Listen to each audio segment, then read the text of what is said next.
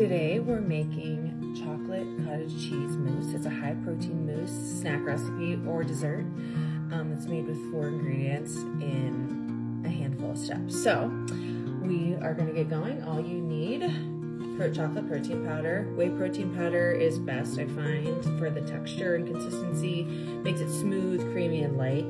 Isopure is my favorite brand. You're going to need 1.5 cups of cottage cheese.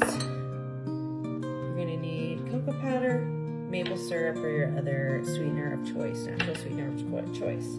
So we just start by putting everything into the food processor. You can also use a blender, but I find a food processor is sometimes the easiest for processing like a smaller amount and without a ton of liquid. We put the cocoa powder in there. We're going to add the maple syrup. And then we are going to add 1 25-gram scoop of cottage cheese.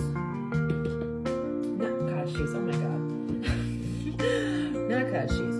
25-gram scoop of protein powder. And then we are going to blend it.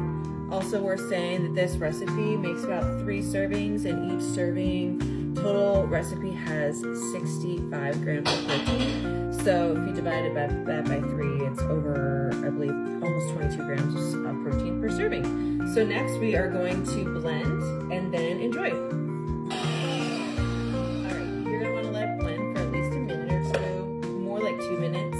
Get it nice and fluffy and break down any of those like cottage cheese curds. Halfway through too, take it out and scrape down the sides of the food processor, and then we'll get it going again for the second minute. 50 minutes total. It should be nice and creamy, smooth and light. Another benefit of whey protein powder over the plant-based is that it's fluffier. When it blends up, it gets nice and light. So from here, just take out your processor blade, serve and enjoy.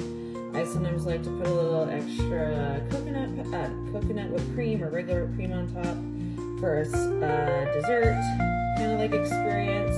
My son likes that too. I don't give him a ton of this because it's super high protein, it's not really that great for him. But to say every now and then he does like having a little spoonful or two. So enjoy. Let me know how it goes in the comments, and let me know if you want me to publish a full recipe for you guys to make. But I hope you enjoy, and I'll see you next time.